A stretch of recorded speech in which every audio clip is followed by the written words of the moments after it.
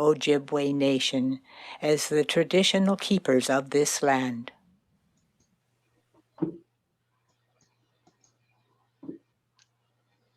I just want to say once again, that is the voice of Janet Glasspool, our past president. And in the background is a beautiful photograph by Willie Waterton. So thank you to both of those. I'm Ann Magner, president of CFUW Owen Sound and Area. And I'd like to extend a warm welcome to all our members and our guests with us today on this Earth Day 2021. We've borrowed the format for today from our Ontario Council's excellent speaker series, and I'm delighted to inform you that we have 4 esteemed speakers of our own joining us today. Odette Bartnicki, Marg Beveler, Jan Chamberlain, and Shauna McIver. Each speaker will present for about 15 minutes after a short introduction from me. Our theme on this Earth Day is transforming our community, an update. And that update will be provided by those 4 women. And the update is based upon the debut of Liz Zetlin's exceptional film titled Resilience, Transforming Our Community. Each of our speakers is involved in a number of climate action initiatives. Odette will speak about the development of the local climate action movement since the debut of the film Resilience. And I'm going to hand the floor over to Odette without further ado. Welcome, Odette. Well, I want to thank you for having me today on this Earth Day. Earth Day is always a pretty special day for me. You might not know this, but Earth Day's been around since the 1970s. Around the 1980s is when I started to teach. And Earth Day started in Canada that year in Kitchener, Ontario. I was in Erin, Ontario, so we had a bit of overlap with our schools. I had a grade 7 and 8 class at the time. And those of you who were teachers around those years know that teachers did not have an allowance from their schools or school boards to decorate their classrooms. And that was up to teachers to do from their own pockets. Unfortunately, my pockets were pretty bare at the time. And so I had one thing to hang up, and it was a felt pennant that had been given to me by my brother. It showed Charlie Brown and Lucy planting the famous Charlie Brown tree. And the words on it were what inspired me. And it said, planting a tree shows hope for the future. And I know that most of you who are gardening are probably already out there mucking around in the mud at this time of year. And that shows hope for a future, hope for beyond the COVID times, and hope for those vegetables and plants that might spring up. And I say might because not all mine do, months from now. But you wouldn't be planting those seeds if you didn't have hope. So I was asked to share a little bit about my own journey in the climate action movement. And it really did start back there in 1983 when I started to learn about things like recycling. I brought the recycling into that school board. It was Wellington County School Board at the time. And I bought recycling. I think we were the first school, and we were a very small school in Erin. And I brought it in, and I had those grade 7 and 8s every day after the lunch period. We were a rural school, so everybody ate at school, much like the Stewarttown School, Roberta, when I was there. We ate at school, and of course there would be lots of stuff left.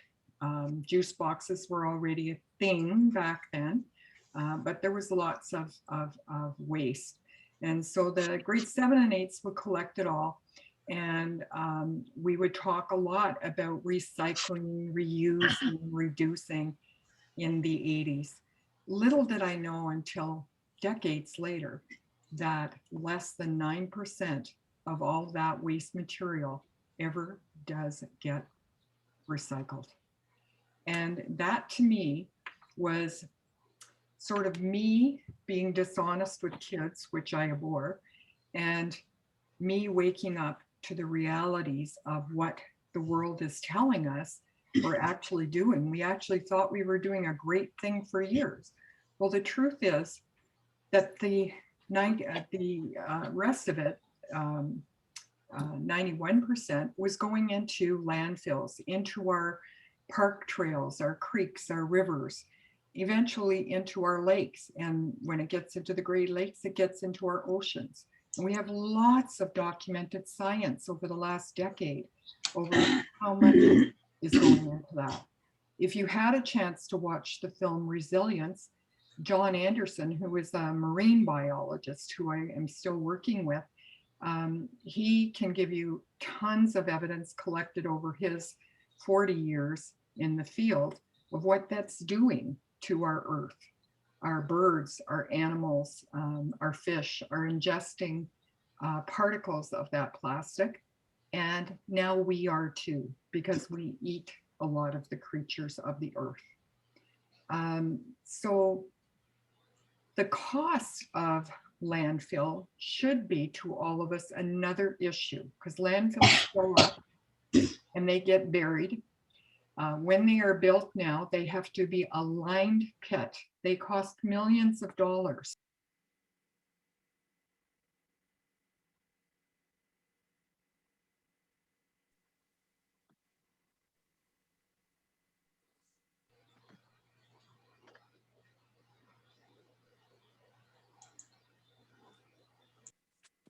I'm gonna interrupt you just a minute, Odette, and I'm very, very sorry, but you're muted for whatever reason. Could you unmute yourself? Is this okay? There you Are you go. hearing me? Yes. So where did I leave off with you? What did you hear last? I am not sure because I went into immediate panic mode. Okay. Someone else tell me. I think, Odette, you were talking about landfill. Okay, I was talking about the cost of landfills to taxpayers because they are regulated in how they're created. They are lined now because out of what goes into a landfill, from building materials to compostable materials, leaches into the earth. And some of those materials cause extremely toxic waste to flow into underground aquifers and into the water system, the water tables. So even after a landfill is actually closed, though, there's a set of regulations that requires the municipalities to monitor them for off-gassing and toxins for about 50 to 60 years after, depending on the type of landfill that was filled. And so across Bruce and Grey counties, most of the landfills, not all, but most are run by the municipalities, and it's an enormous cost to your taxpayers. And they, right now across Grey particularly, but also down where I am, new development is filling up our last landfills. All of the building sites you'll pass have enormous dumpsters on them that are filled up with everything from styrofoam waste to lumber, pipes, and everything that goes with construction. And it's in our landfills. So particularly bad are areas that have a lot of development.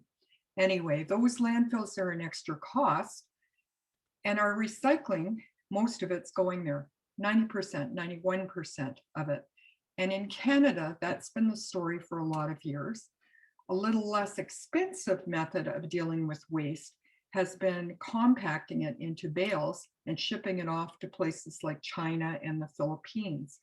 Well, that stopped a couple of years ago. Those countries don't want our waste. And part of the reason they don't want our waste is that it's not useful to them. It's expensive to separate it and turn it into plastic particles that can be made into other products.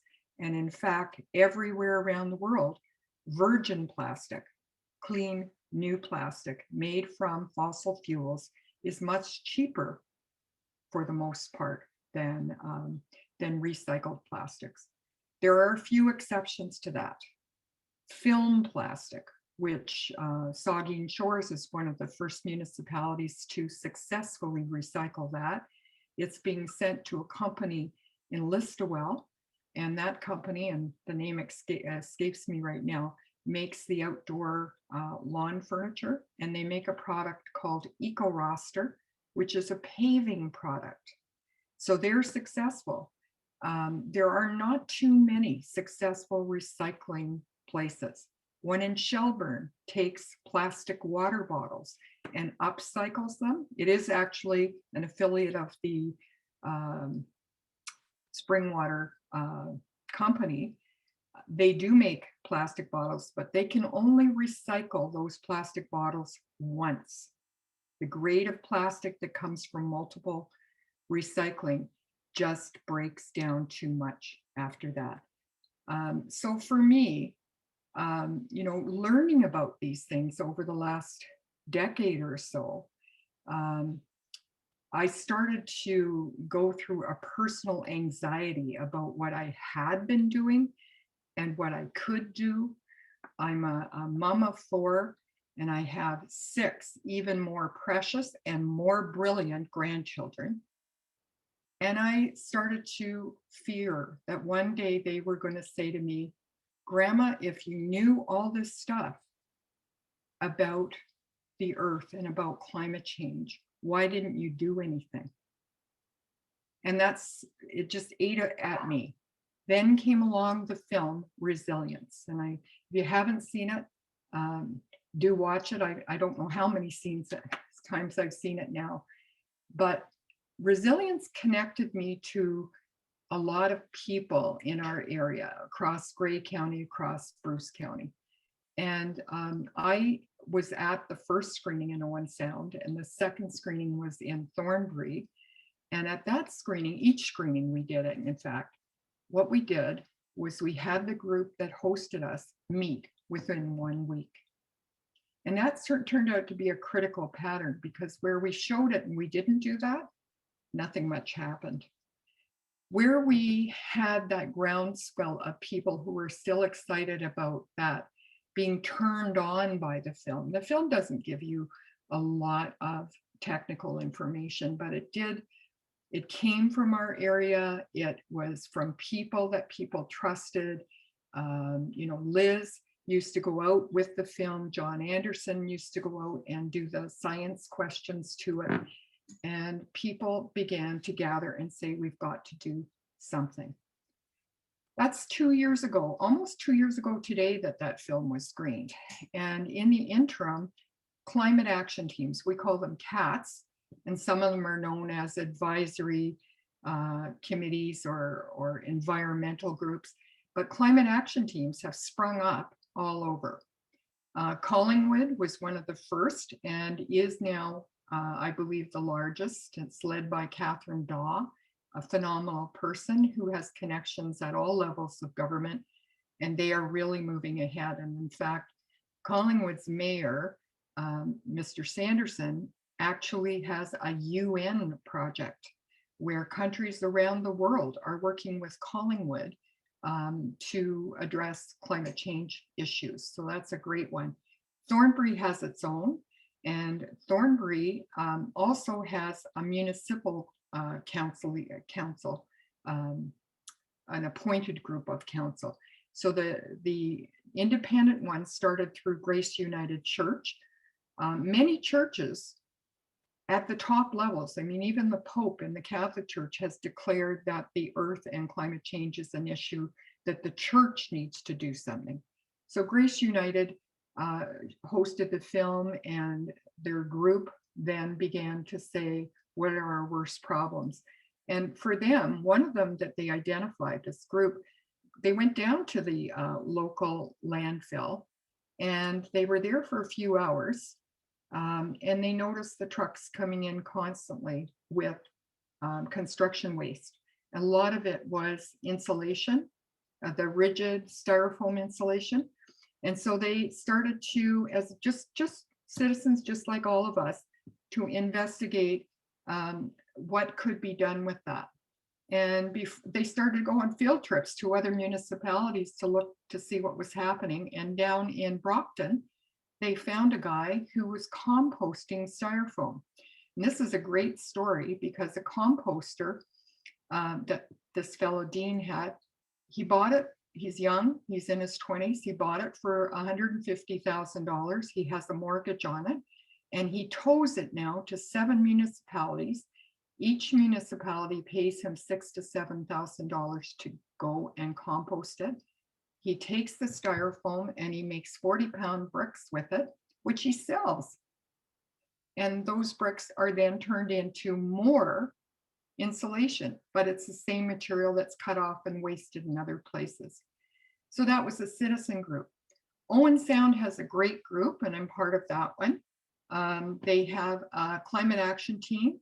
They have a climate conversations team. And there was a group of 5 of us that went and took the course that came out of the United Kingdom together. And it was meant to address the anxieties that many of us feel.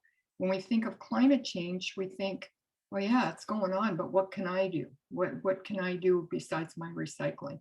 And it causes a lot of anxiety. So we wanted to know, what are the best ways to engage people and talk to people?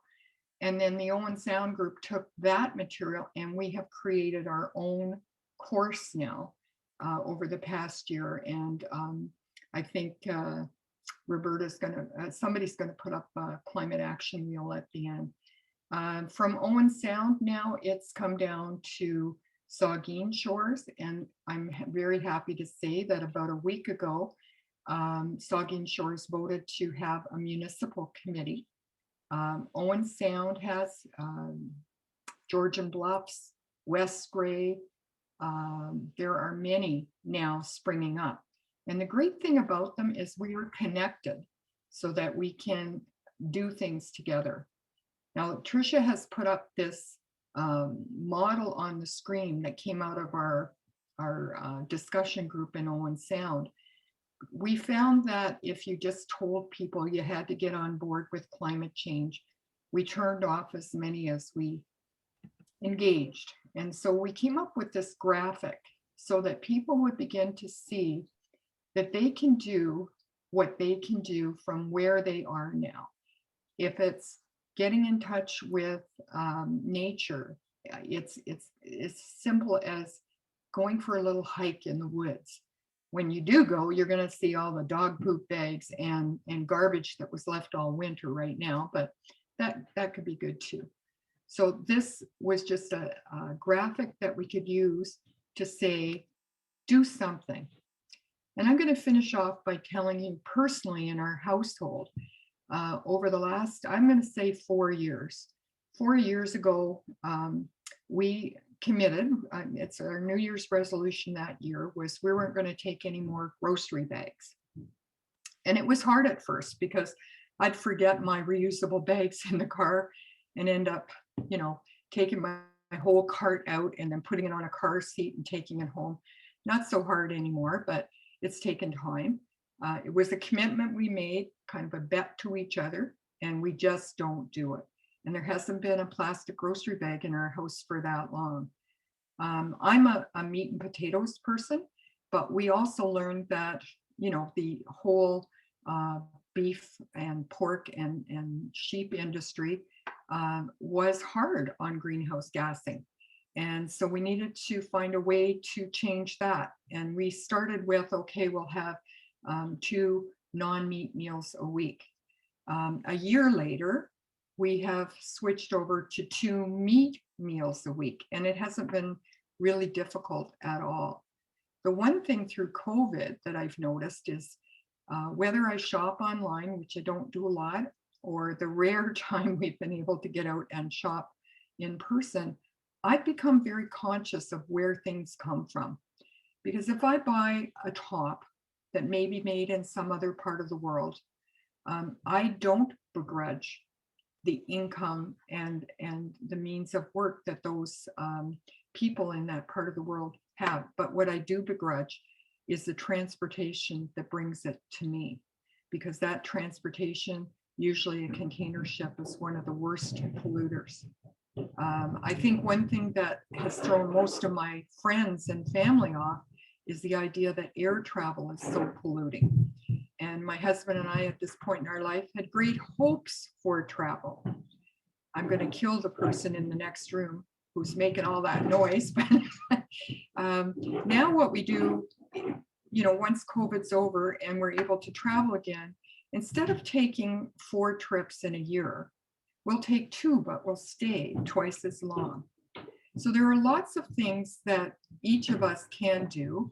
In fact, individuals in Canada produce about 15 tons of greenhouse gases ourselves every year, which is twice the global average. That's just disturbing me. I apologize. I think somebody's vacuuming. So, we do have to think about what we can do. We should be about 7 metric tons. 4 years ago, we decided we could get to that one way or another over a 10-year time or by 2030. And the other 50% of reducing has to come from governments and big business. I don't think it's all that gloomy. Every single day, I'm reading about some wonderful thing that's happening somewhere in the world, from hydrogen aircraft that are being piloted right now to container ships that are working on nuclear energy instead of oil and fuel, which is a very rare thing. But there is a lot of good news out there.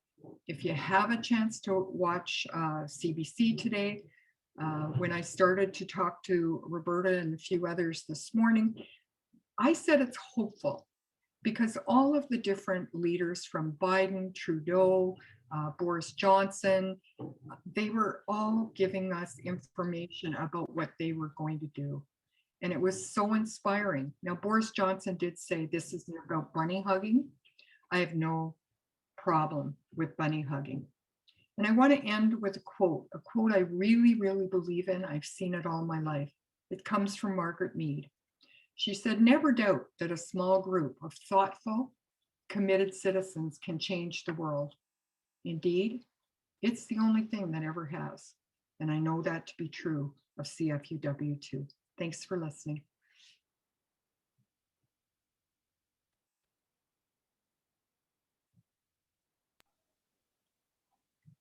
Thank you so much, Odette. Very inspiring. Thank you too for so many solutions and starting points that we can adopt. And you've just stated one of my favorite quotes. I had it down in my notes. You are such an example of just that. Thanks very much, and we'll get back to you in our question and answer session. Next, we'll hear from Marg Gavler.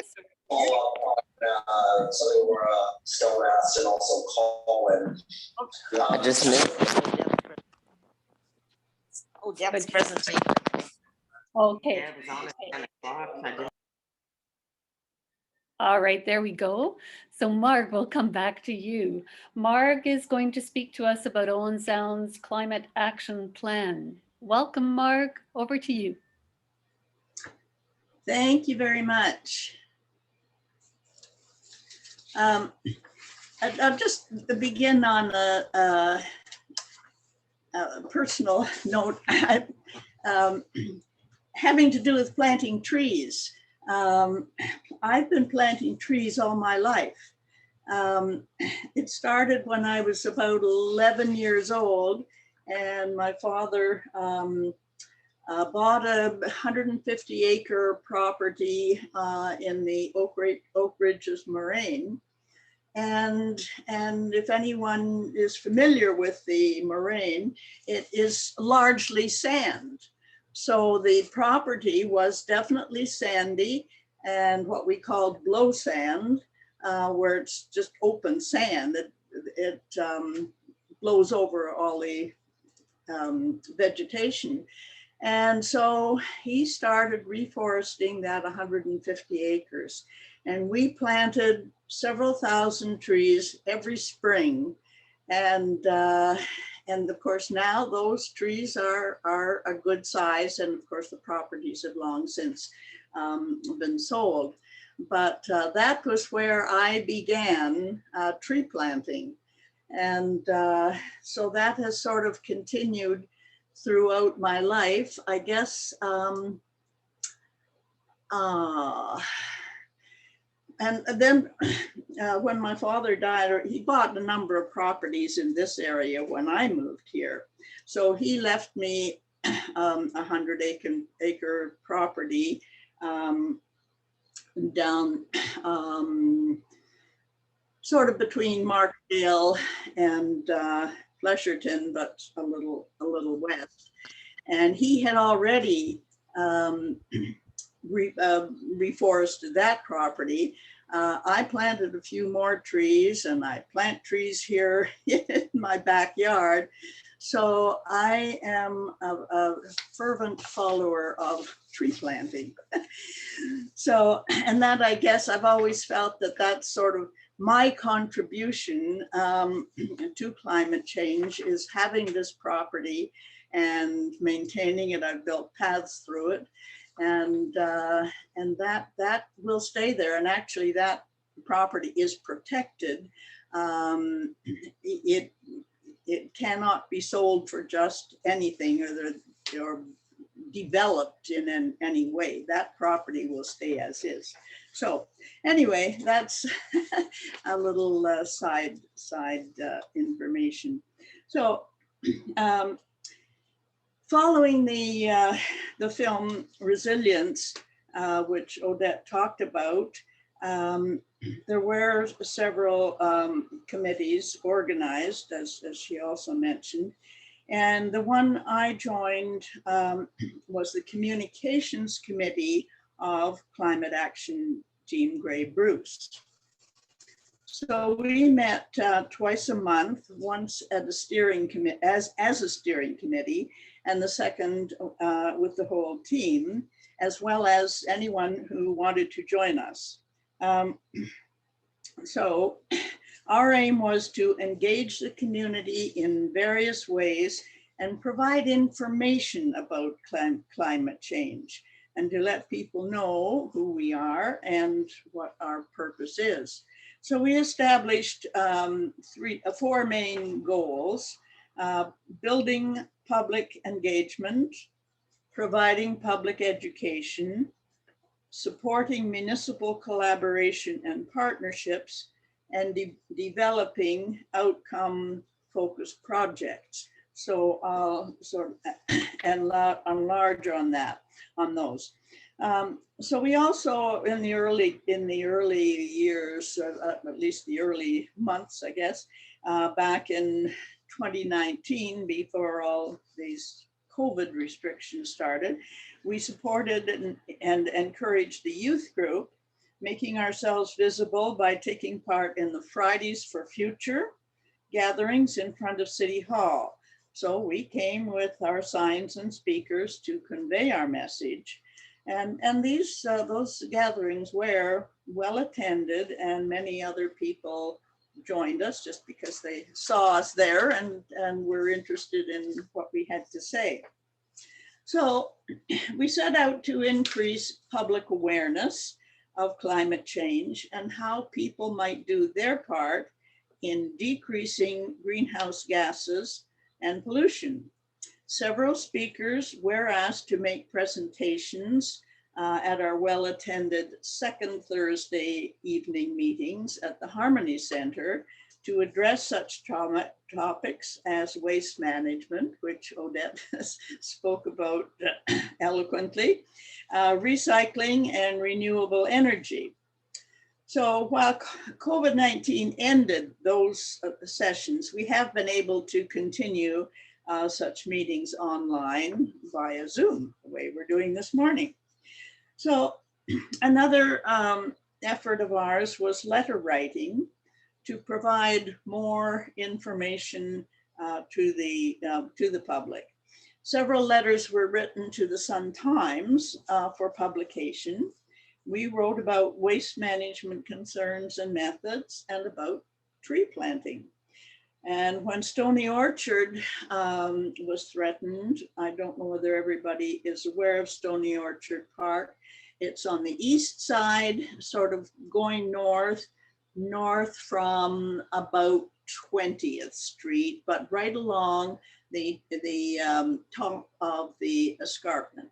So it's a lovely park, but it was threatened with sell-off to a developer who wanted to build houses on part of it. So several letters were written opposing the sale and emphasizing the importance of the park and its trees to the local ecology, as well as to the health and enjoyment, not only of the neighborhood, but actually all of Owen Sound. So there are a number of people who know about the park and walk there regularly. It is a lovely walk. There is a loop. So mind you, when you get to the north end of the path, then you have to sort of know where it's just a path returning, but if you sort of watch for it as you head ostensibly back to the street, then you'll see a path there. So where am I?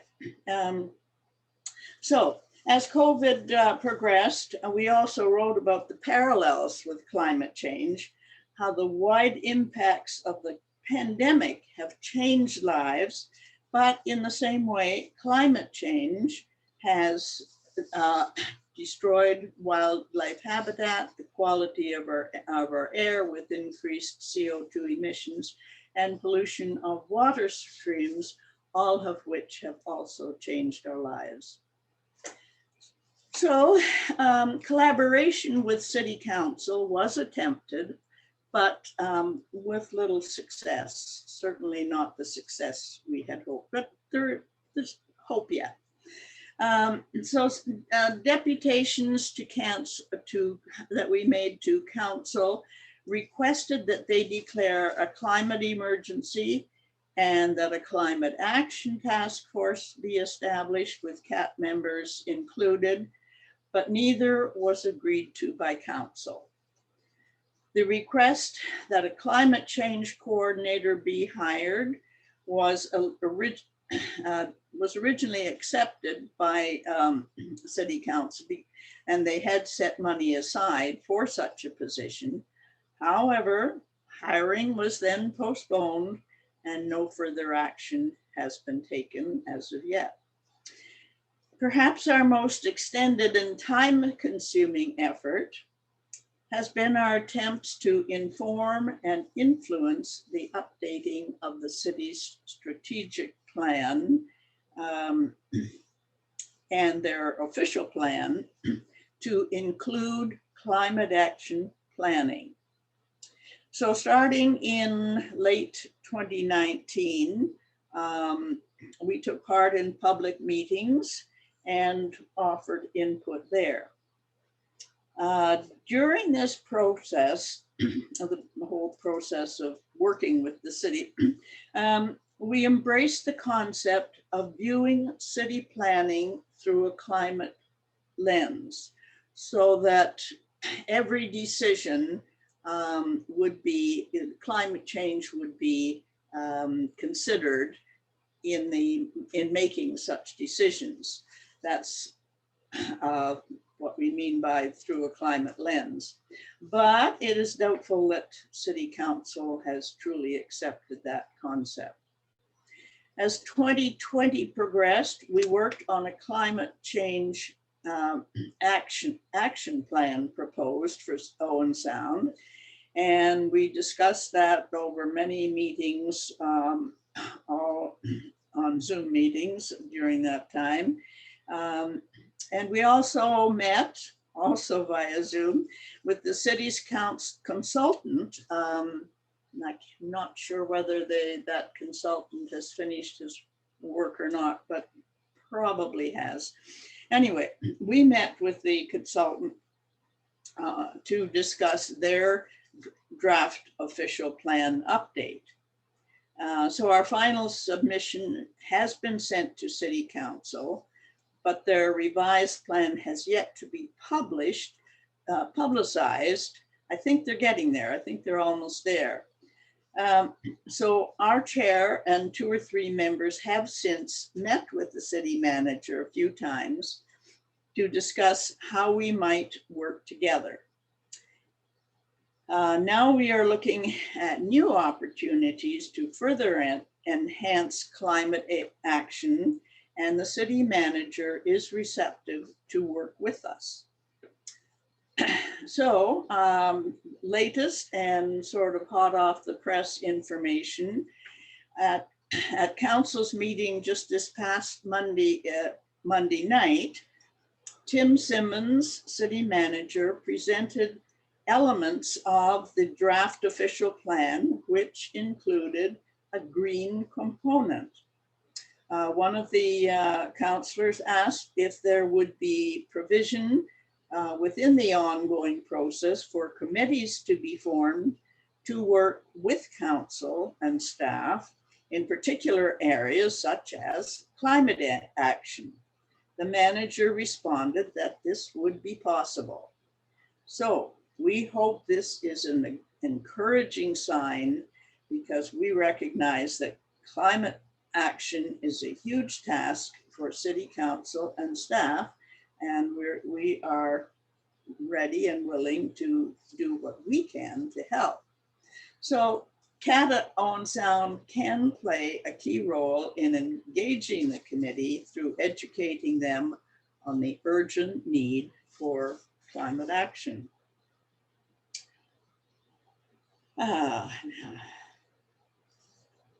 So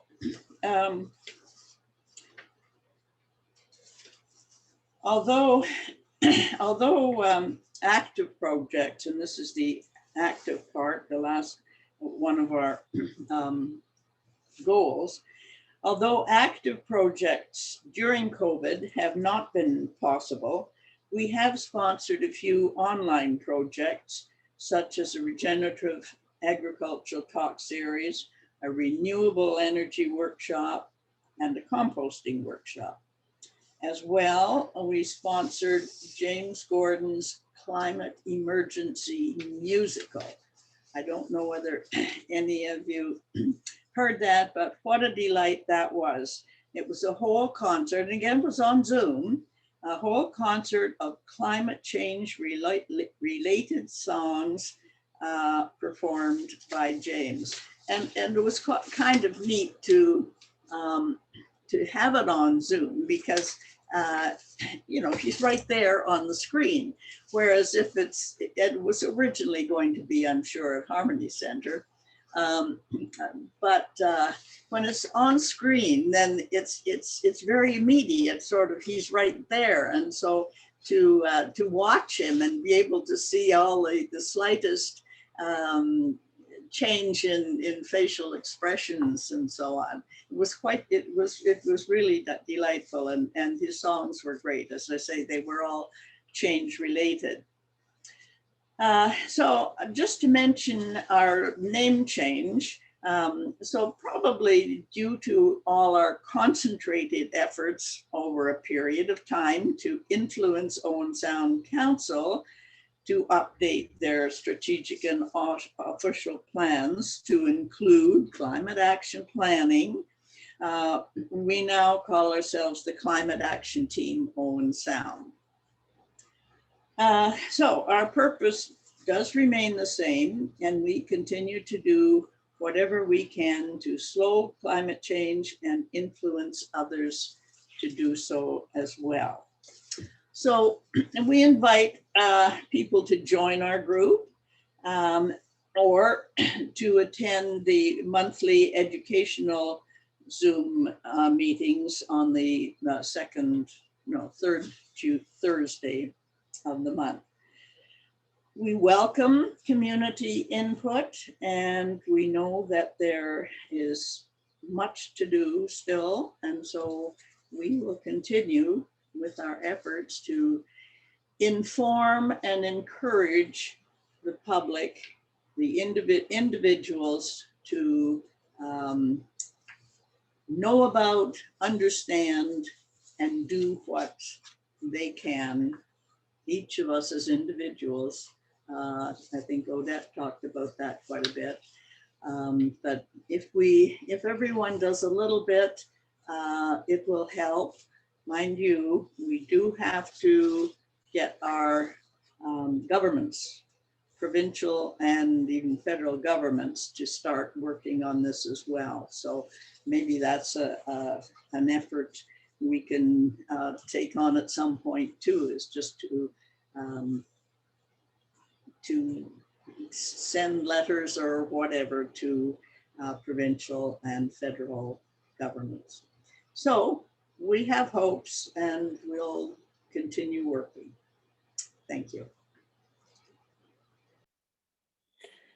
Thank you, Marg. I was thoroughly interested in how your team has taken that political piece of the graphic that Odette shared with us and worked persistently and in a very determined way to ensure that the political will, at least locally to begin with, is there and in place. Good for you. And thank you so much for your hopeful message and your inspiration. We're going to move on to our third speaker, and that speaker is Jan Chamberlain, an active member of our own club and on our program committee, and one of the people responsible for putting today's program into place. Jan is going to speak to us about the Glassworks Co-op, a resilient eco-village developing here in Owen Sound. So I hand the floor over to Jan. Welcome, Jan. Thank you, Anne. And wasn't it both of the speakers this morning, Odette and Marg? I thank you both. What a nice way to start it. It makes me go back a little further in the way I'm going to start this morning too then. And I got involved with Owen Sound celebrations over the years. I've been here all my life. And we had homecomings. I remember one way back in 57, and then 2007, I got involved with doing a homecoming. And we had an information meeting at the city, at the Bayshore, to let people know how we were going to do our homecoming. And what happened was one of the seniors there, very well influential seniors, stood up and said, "We don't need a homecoming, we need a senior center." Wow, I was taken a wee bit aback, and of course we did have homecoming, but I went on to work with Ruth Lovell, who was the mayor then, helped us find a little location to start our Owen Sound Senior Center. From the Senior Center, I got to be very close to a lot of the seniors' issues in our community. It's some of the same ones that Marg's talking about. She mentored me all through a lot of that environmental side. I got through when I was on council, to go beyond the Conservation Authority too. And I've always loved the environment, and that's part of my essence of who I am. But what I wanted to talk about was at the Senior Center, we started to, under Jerry Trainer's encouragement, we started a thing called Council on Aging. And from the Council on Aging, we were wanting to make all of Grey and Bruce aware of having more senior friendly communities. And so from that, we went out with a engagement consultations with the community. And we wanted to know what the issues were that the seniors in each of the areas were having. Well, it was very, very apparent that the biggest need turned out to be housing, but housing that was interest, lower pricing. A lot of the seniors were wanting to move out of their bigger homes. They wanted to actually downsize to the point of renting for the future. They wanted, that was part of their plan. And it was very aware that there wasn't the housing stock, especially here in Owen Sound. We had a very big meeting at the Legion, and there's several people had been around and they'd seen the new houses being developed sort of in Chesley and down in Hanover that were the bungalows, the row houses, but those could be rented. And we got, so a lot of what I ended up doing over those next few years was looking at housing and how we could be more innovative in what the housing would be. We started out with just things like, how could you put a granny flat in your backyard, and how could you do something in your laneway with or apartments in your homes? And all of this, of course, does connect right through to the municipality. So I have to tell you, I was very thrilled to be asked to be on the board for Glassworks. And, you know, because it is an eco village where climate crisis is really at the heart of this project. And I have met some really nice and interesting new people. And I want to talk to you a little bit about what's going on there. And so next, I'm going to ask Trish to put up, I have some slides that I've been had help putting this together this morning. So we'll put the first slide up. Okay, Tricia, thanks. So this, if you want to know more, there's a lot about Glassworks. They have a wonderful website. It's just glassworkscooperative.com. And you can learn, well, sorry, it's right on the screen there. So next.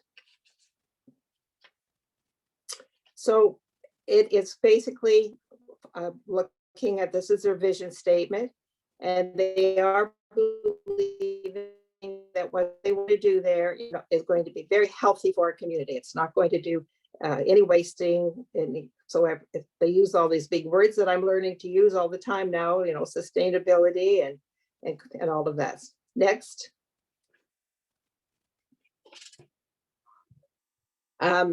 So the nets, when we talk about net zero, they basically are saying that even the construction materials are materials that do not have the off-gassing. I've learned a lot just by being on the board and with the other members, the different background, what that means to be growing, building with net zero. That is a whole new learning opportunity for me as well. Next.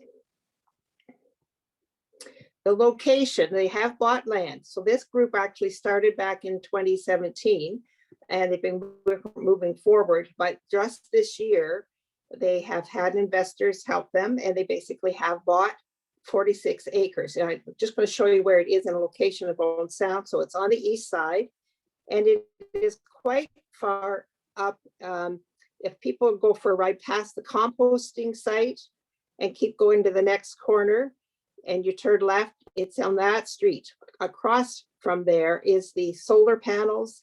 If you've been driving up there, that's 26th Street way over there. And it backs onto the back of where Miller Waste is on 23rd Street. So it's a whole piece of green land. It's 46 acres. Next.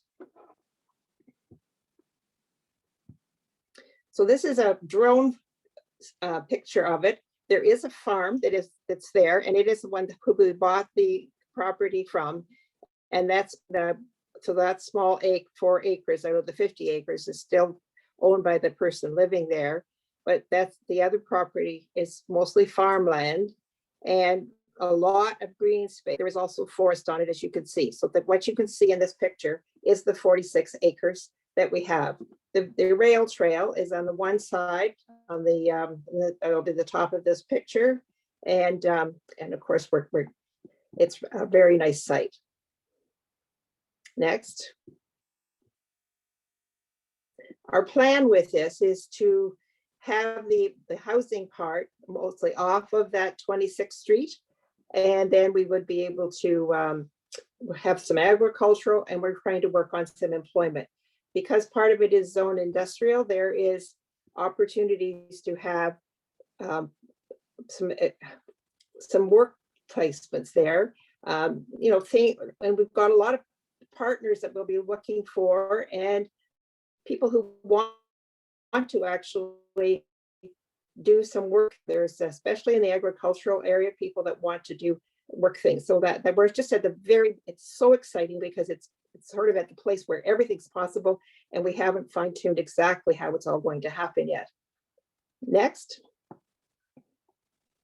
This is where, I mean, these are pictures, but I wanted to actually tell you that I've had a lot of help from a gal that I met when we did our senior summit from Ottawa. Her name's Pat Kelly. And Pat, I think you're here this morning. She's, yes. Okay, and I was going to ask Pat if she would like to come in at this place because she has been working with Abbeyfield and with the Bronson Center in Ottawa, and her experience is way different than mine. I'd like her to just share a little bit, and this is who she is. She's in Owen Sound right now because she's a brand new grandma, and she's got a lot of things going on in her life right now. So thanks so much, Jen. And also the presentations I've heard this morning, I have to say, are really inspiring. And I'd just like to say the contribution that my background to all of this is not that I have spent my life living in Owen Sound, but that I will spend the rest of my life living in Owen Sound, I have to say. A few years back, my daughter moved here to do a residency in rural medicine.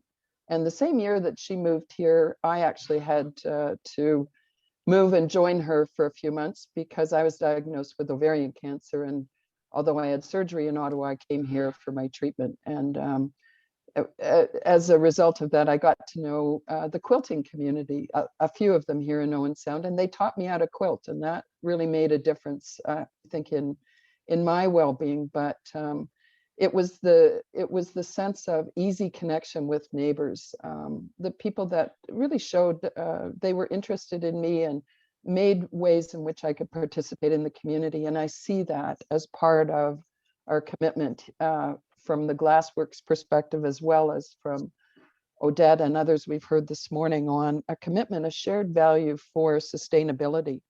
And I think Glassworks is really pedaling fast to be able to address the concerns, frankly, that City Council has about whether or not we fit into the existing framework of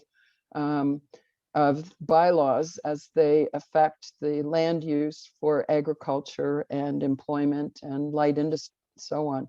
When in fact, I think what Glassworks is bringing to this is both a shared value on sustainability and a shared value around intergenerationality. And although Glassworks began a few years ago with the vision that Kelsey and Zoe shared as very young women, they wanted to ensure that community, that of people wanting to come together to share their life experiences, to share the way they impacted the land, to share the way their families were raised, the work that they could do together was, you know, as we've heard earlier, we're far more powerful collectively than we are individually.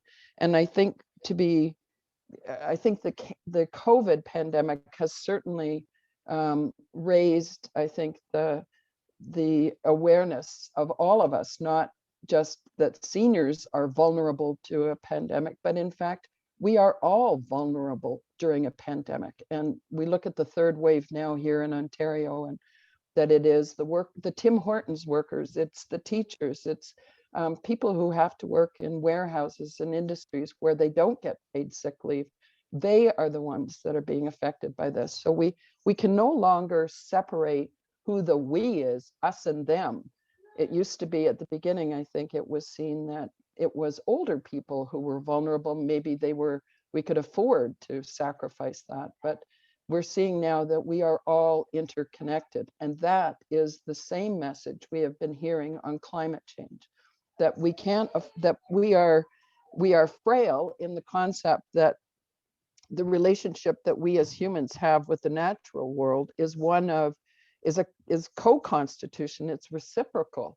And it is not specifically an issue for the younger generation. It's not just the Greta Thunbergs of the world, it is all of us. So I think the COVID moment has demonstrated that we do need to be rethinking the policies and practices and how we are going to respond to not just the health conditions, but the social and economic and climate change conditions that affect all of us. So I think there is this moment to reframe our thinking and to emphasize the connections that exist between all of us, and that we, instead of making it a us or them plight, we begin to reframe things as or victims and saviors plight. It's how can we be recognizing the unique opportunity we have to connect people to the bigger picture. So whether we're concerned about intergenerationality or sustainability or climate change or reframing inequities and injustices, this is an opportunity for us to connect, I think, all of these movements around the messaging that we take forward to government as to the vision we have that builds on the long history that Owen Sound has, both, you know, the appreciation for the natural world. So those, you know, the fishermen that we see out there, the farmers that are in town, the nurses, the teachers, the Tim Hortons workers, the people who are, you know, the people who are insecure because of food or homelessness, or as Jan has seen, you know, elderly people who are, you know, older people who are really struggling, I think, to address their own housing needs at this time. There is a place and there is a way of thinking about this that connects all of us in a caring space. And I think that holistic perspective, where, you know, social marginalization and exploitation of nature can be considered all as unsustainable. And I just wanted to close off by saying, you know, we heard the quote earlier from Margaret Mead around hope, but I have one from Václav Havel that I really like. And this was something that was really helpful to me in the time I spent in the breast cancer movement, because I started back in 1987 when I was diagnosed, and I was a young mom, and my daughters were 1 and 3, and I have a 5-day-old granddaughter. My youngest daughter is mom herself now. But that idea that hope is not the conviction that something will turn out well, but the certainty that something makes sense regardless of how it turns out. So I think we have a great momentum here, I think, with this group and all of us collectively taking forward that message of caring for each other and caring for the earth. Thank you. Thank you, Pat. And Trish, could you just push it forward to the last slide there with who's involved with? I think you could put. Yes, this is the team that I've joined to. We're doing it. I'm so pleased about that. And in the last slide, so people will know, they can go on the website and they can also stay involved. You can become a member. I think it's $20 to be a member, and we now have over 300 members and locally, and it is a big learning opportunity for all of us through Glassworks. That'll be the end of my presentation. Thank you, I think there's Trish. one more slide with how to connect if you're interested Oh, yes. in joining let's and do that. supporting. Yes, Trish. Yes, there it is. Yes. Okay, good. Thank you.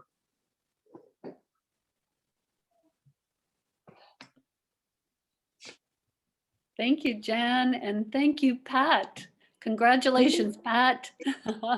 All right, I'm going to move directly into our last hearing from our last speaker. Last, certainly not least. Our fourth speaker is also a member of CFUW Owen Sound and active in our Neighborhoods North community, which we heard about back in the fall in one of our program events. So Shauna McIver is going to talk to us today about the exciting Trees, Cities of the World concept. Over to you, Shauna. Okay, thanks very much, Anne, and thanks to the others.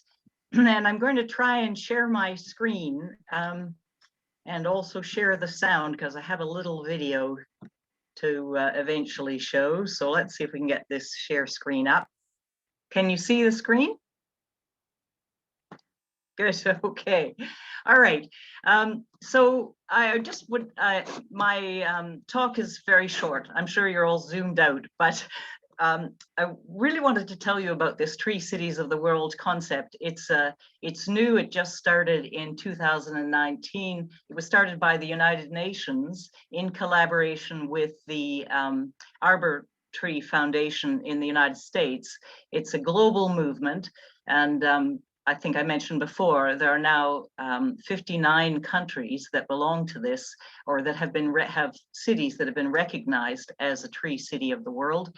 And 15 cities in Canada have taken on this or applied for and achieved this recognition, and 7 cities in Ontario.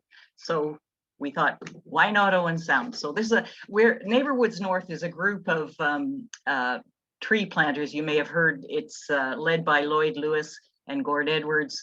Many people in CFUW have participated in the volunteer tree planting up at the hospital, which is an astonishing thing to happen. It well, 3,500 trees are planted the first year. Judy Beth and Peter were there, as were others. Lorraine's grandson, like lots of people, not the same 400, but 400 over time, have planted up at the hospital. It's a truly astonishing project. And it was so inspiring to me that, you know, so a few years ago, I was on different boards and committees, different things. And I thought, you know what? I'm almost 70. I am now 70. I'm now 71. But I thought, what am I actually here for on Earth? You know, I have little time left, little energy left. What do I really want to do? And I thought, okay, it is the climate crisis. That's the big deal. So now I want to show you the next slide. How do I move on to the next slide here? Aha. So this is the only slide that has text on it. So I promise all the rest are pictures, but I just want to make sure that you can see this. Can everybody see that slide? I'm not sure if I can move that along. I seem to have pictures on one side. Anyway, we have 10 years left, according to the International Panel on Climate Change, to really work hard. We have to get down, we have to reduce our net emissions. We have to cut them in half in 10 years time. So by 2030, and that's such a big job. So that's the first figure in your head, 10 years to really work hard. Second figure is that we're releasing every year over 50 billion tons of carbon into the atmosphere, and it's tipped the Earth's ability to absorb that, as we know. And the third thing I want to say is, is the important figure to have in your head, is that planting trees is currently the fastest and cheapest way to sequester carbon. That's, with billions of trees planted every year, we can sequester more carbon. It's not a perfect answer. There's lots of controversy about, especially about trees in the Amazon being a net contributor to carbon rather than a sink, but don't worry about that right now. Planting trees is really the big deal. Okay, so moving on. Tree Cities of the World, as I said, United Nations and Arbor Day Foundation. 7 cities in Ontario have this recognition. Cambridge is the most recent one. And if you're interested, you could look up, I think it was released in March of this year. Just look up their PR media release that Cambridge sent out.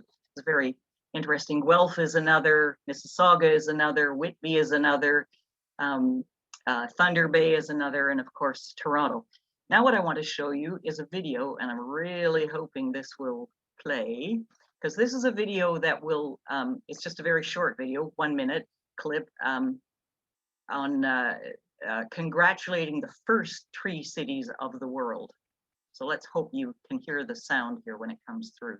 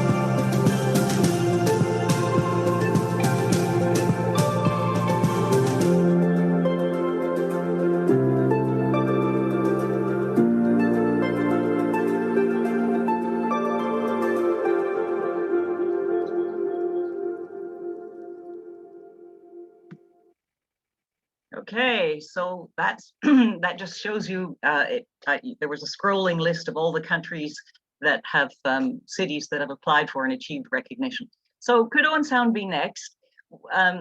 just very quickly, some of you will know that Owen Sound's coat of arms has a tree on top, and arbor, the Latin name for tree.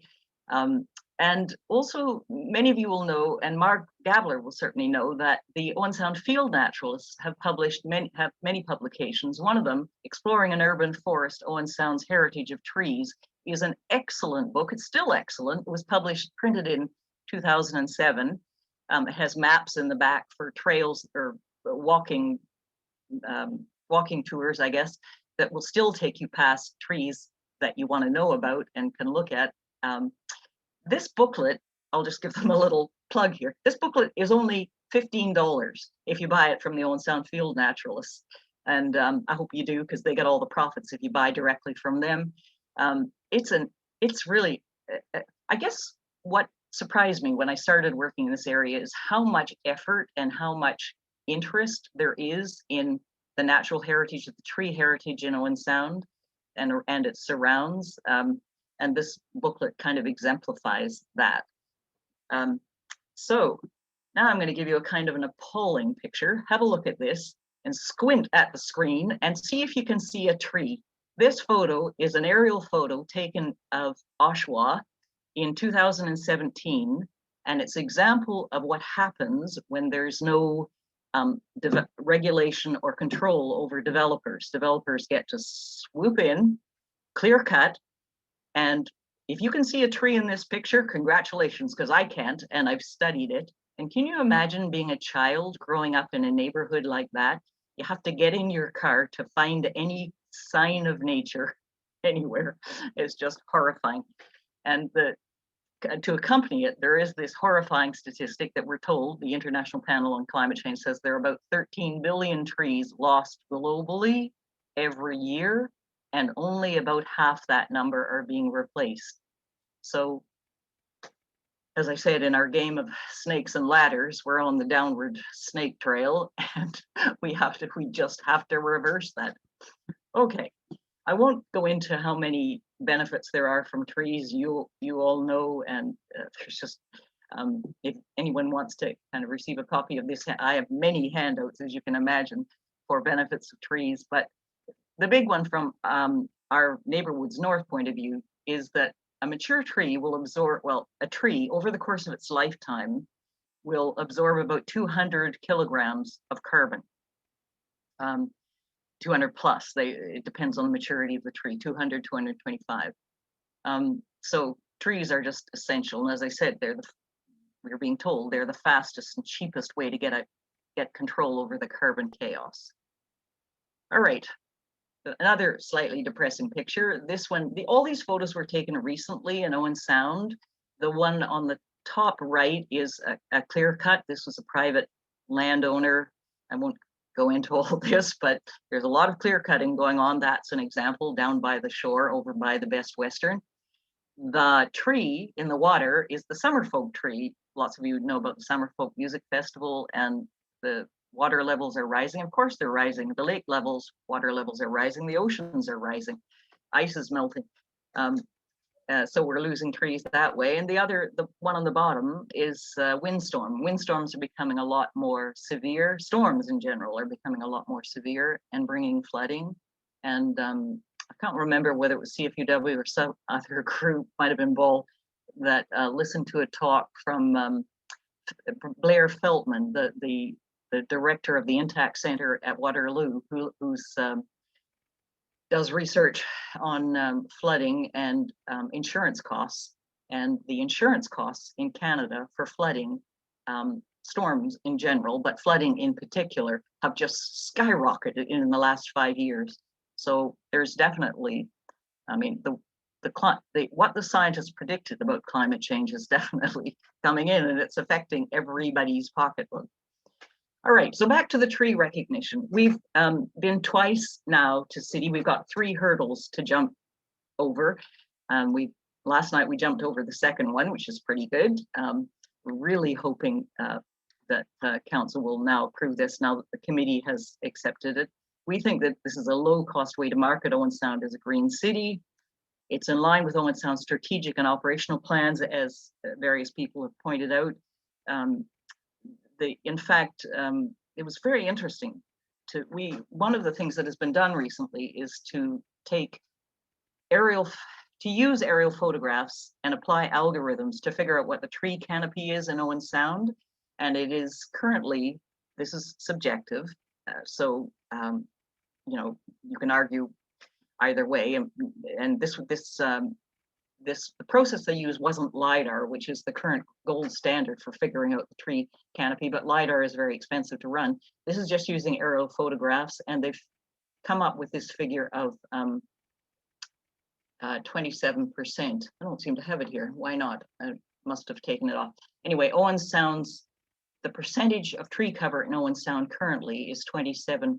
Again, this is a subjective or not a totally reliable figure. It's an estimate, but 27% is pretty low. However, the city council have committed this year to a 2% increase in tree coverage in 2021, which is pretty surprising, all things considered. And so that's great. Tree City recognition fits in with that. And it's also a way for council to show leadership in celebrating our unique natural heritage.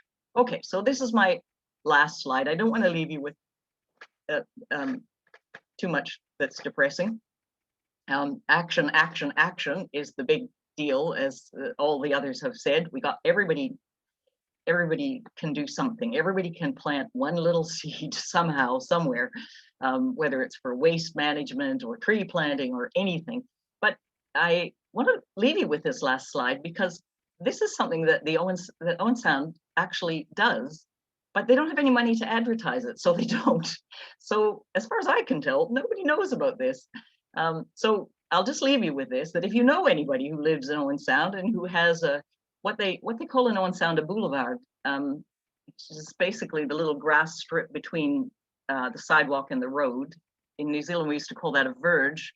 And I think in France, a boulevard is a street. So it's a kind of an odd term, but it does mean that little grass strip. If you know anybody who has a little grass strip who lives in Owen Sound, they can apply and for a tree to be planted there, and the city will do that at no cost. We're actually trying to persuade the program to have some commitments with the tree planting.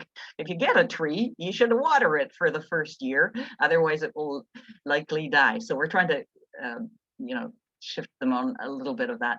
But right now, you can apply for a tree. There's a form you can fill out. It's very hard to find the form. You can wander around in the website forever and not see it. So if you're interested, just get in touch with me and I'll send you a copy of the form. Or you could call that phone number that's there for the admin person who looks after that. So that's something like that's easy to do. You could share this with somebody who lives in Owen Sound who would like a tree out in their front property. That's all I have to say. We're really hoping that Tree City of the World will be accepted by the council. As I say, last night it was accepted by the committee that feeds into council, and the one that looks after trees, and we're hoping that council will approve this within the next couple of months. But they might not, but I never worry about, like I loved that quote from Václav Havel, I never really worry about outcomes anymore. Like just get stuck in and do what you can. And, it's surprising what you can achieve. And even if you don't, you've done your bit, and you can say to your adorable granddaughter, I did my bit, What did you do in the war, Daddy? I did something. Okay, that's it from me.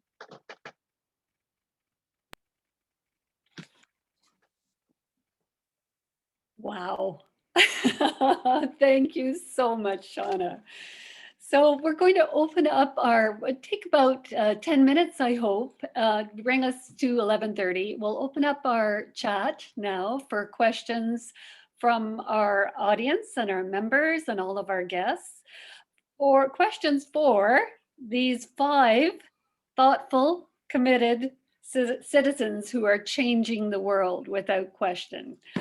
Just while we're getting ready to do that, I'll just bring your attention as well to our poster that Shelley Jackson designed for us, we had Shelley embed in the bottom of our poster the link to Liz Zetlin's film Resilience to watch again, or watch once, or watch a fifth time.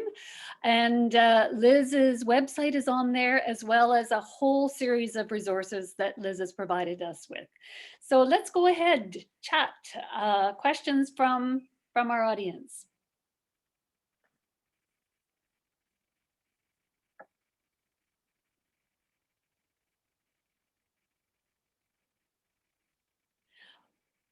Okay, I'll go ahead with our first one from Judy Beth.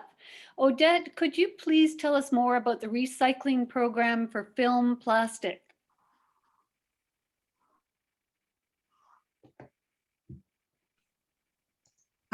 It's a project of Owen Sound's council, municipal council, that started in 2019 as a pilot.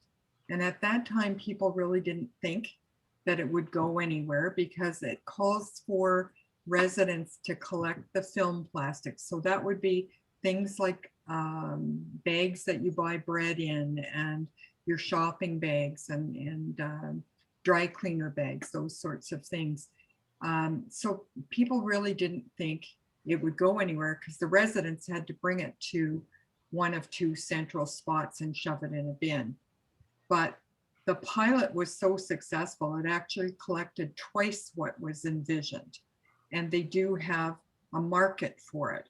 And that's key, because taking recyclable materials to a dump site of something, if there is no end recyclable project, it's going to go into a landfill, or it's going to be sent offshore or whatever. So in this case, the success is that they do have a company down in Listowel area that takes the film and turns it into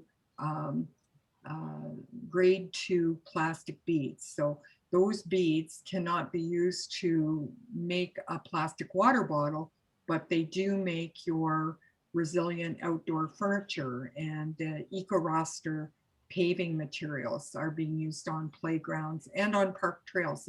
The trail here has a section through a wet area that is filled with eco-roster, and that's a pilot too, because municipalities all over can come and have a look at that. It's been down for a year, and it's amazing because it's inexpensive. If anything goes wrong with that area, could be a parking area or whatever, it's easy to pull it up without damaging the materials, to fix what's underneath it and then put it down again. So that's our film project, and it's become now into a permanent stage. And this year they've added the styrofoam recycling, where the fellow's name is Dean, who comes with his compactor to the site. There's a huge trailer that people like me put their materials in, and he just empties it into the hopper. And one thing I didn't say when I spoke about that, when I first became aware of the compactor in Brockton, one of the things that I loved when we went down there is the people operating that were going there once a week. There were 6 or 7 of them the day I was there, and they are all adults from community living. And that was so great to see that they were gainfully employed, minimum wage, but doing something that they felt good about, and it was a real service. So that was another side benefit to that. Excellent, thanks, Odette. We just had a clarification, so that that film plastics initiative is in Saugeen Shores, correct? Not Owen Sound, but in Saugeen Shores. So Janet Glasspool has asked, how would you judge the impact of the pandemic on climate change? For one example, there's less travel, but more use of takeout containers, plastic, etc. So that question can be for any of our panelists.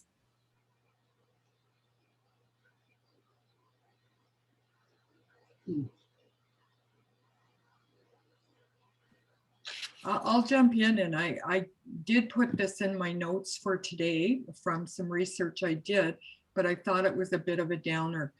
We know that if we don't learn to go towards net zero by 2050, more of our grandchildren will actually die in that year from the carbon situation than COVID is taking.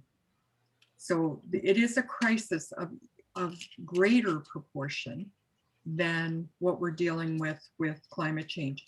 And hundreds of millions of people will be displaced in the next 20 years by climate change, by rising waters and floods, by droughts, often the most vulnerable people in the world who can no longer feed themselves. And so it is a huge deal. There are places already in the world, they're not thinking about COVID. They're thinking about how to grow enough to make it through this year. And it's already happening. Somebody mentioned the storms in this area. Our farmers can tell you how it's impacting us already. We are already seeing that. The fires that we experience in parts of our country, in Australia, that is climate change related. Climate change isn't dropping the match, but climate change is causing the conditions that it's timber dry, so that it's doing a lot more damage than it used to, and taking a lot more to recover from fires too. Yes, and if I could just add to that, I agree absolutely that the climate crisis is like, it overwhelms the COVID crisis by a million times. But the last I read, and this is kind of gloomy, is that as we know, oil and gas has to stay in the ground because we just can't keep putting carbon into the air. But the latest data shows that there is a great explosion of carbon going into the atmosphere this year, starting at the end of 2020, because people shipping lanes are starting up again. China's starting to export its stuff. Someone else was talking about transportation.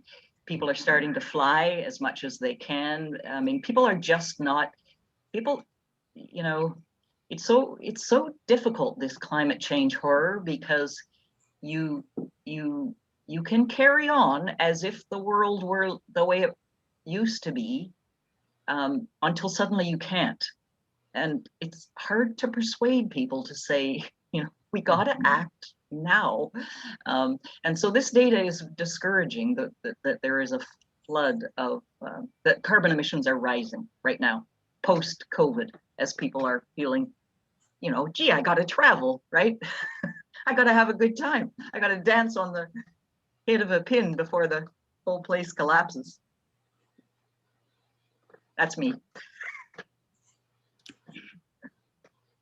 That's probably a very good comment to end today's event on. I'd like to say, I've got a quote from Jane Goodall, one of my heroes, and here are her words. "You cannot get through a single day without having an impact on the world around you.